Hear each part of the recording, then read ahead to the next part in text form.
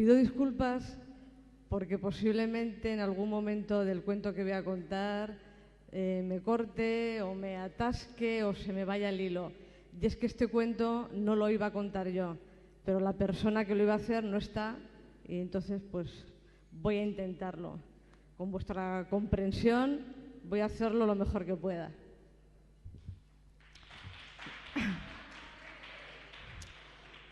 ¡Orzás a estribor! ¡Orzás a estribor!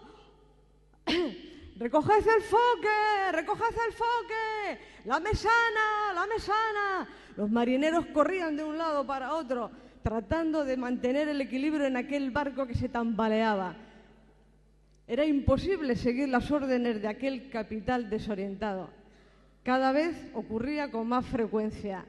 Cuando el viento soplaba a proa, cuando dejaba de soplar, cuando las olas cubrían la cubierta, cuando la dejaban de cubrir, el capitán no sabía manejar aquel barco, tanto que los marineros tuvieron que empezar a hacerlo por ellos mismos.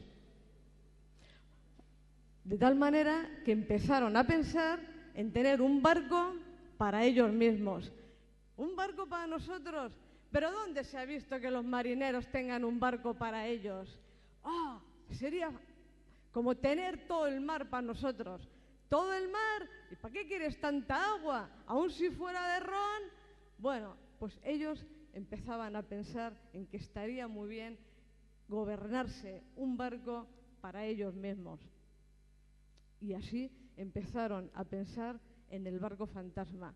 El barco fantasma existe, todo el mundo lo ha visto, decían. Son cuentos de marineros borrachos. No, hay quien dice que por las noches se le ve navegar en el horizonte. Que no, que son cuentos. Cuando por fin llegaron a tierra, todos, como si un mismo soplo les empujara, fueron a la taberna del Elías. Y no iban para llenarse con algún líquido aguardentoso, no, iban a la busca del Ardilla, marinero ya anciano, del que decían que contaba muchas historias, la mitad mentira y la otra mitad producto de la borrachera que llevaba permanentemente. Pero ellos llegaron hasta la taberna del Elías y allí encontraron a la Ardilla. Que si lo he visto, dicen, ¿acaso no ves tú el suelo que pisas? ¿O acaso no ves la comida que te llevas a la boca? No solo le vi, sino que con estas manos manejé el timón que marcaba su rumbo. ¡Ay, tú me dices que sí lo he visto! Aquel era el mejor barco que ha surcado los mares. Los propios marineros lo hicieron con sus propias manos. Claro, les ayudaron los calafeteadores del puerto, eso es verdad. Y cuando ya estuvo terminado, con unas velas de una lona tan tersa que brillaba con el sol, le pidieron al manazas que les hiciera una figura para poner en la proa, que les hiciera una diosa de esas antiguas que llevaban antes en los barcos. Y él decía, que sí, que yo la hago, que sí, que os hago una diosa. ¿Y a quién pensáis que hizo? A su mujer, la Lorenza. Le puso hasta una corona de flores como a las diosas. Y allá iba aquel barco con los pechos de la Lorenza surcando los mares. Empezaron a tenerle envidia.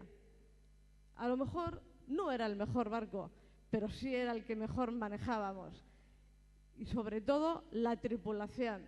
No seríamos los más expertos, pero éramos los más orgullosos. ¿Por qué? Porque aquel era nuestro barco. ¿Por qué? Porque aquel lo manejábamos nosotros. ¿Qué ocurrió? Le tenían envidia. La Armada Real vino a por él. A punta de bayoneta nos hicieron entregarlo.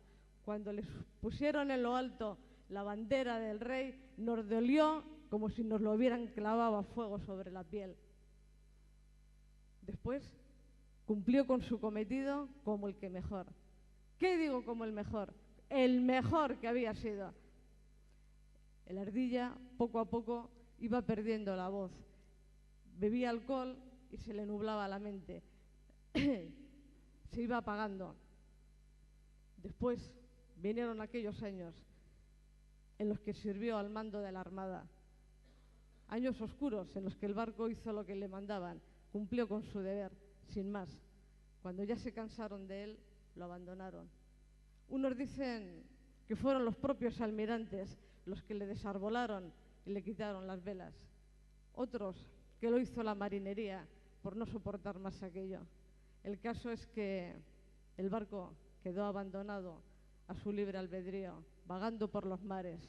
Que si lo he visto, me decís, 4 años hace que lo vi la última vez, desarbolado, con las velas hechas jirones, pero navegando todavía por el mar. El Ardilla dejó caer la cabeza sobre la mesa y los marineros comprendieron que esa noche ya no iba a hablar más. Cuando volvieron al barco, todos llevaban en la mente una única idea: encontrar el barco fantasma. Cada vez que aquel capitán volvía a dar órdenes contradictorias, en las largas noches de vigilia, cuando la lluvia repiqueteaba sobre la cubierta, los marineros pensaban en el barco fantasma. Ay, pobrecito mi niño.